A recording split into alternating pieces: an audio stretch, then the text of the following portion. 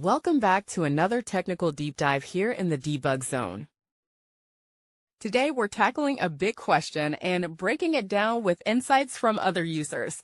Hopefully this clears up some misconceptions and helps you get the answer you need. So buckle up, stay a little curious, and let's jump right in.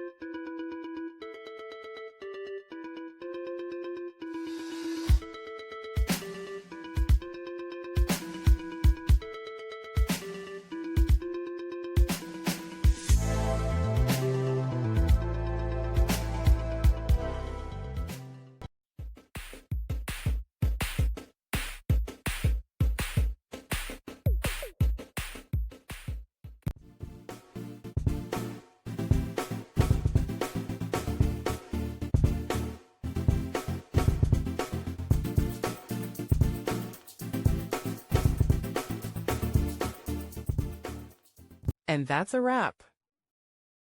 I hope you found the answer you were looking for. If you did, take a second to hit that subscribe button. It really helps out.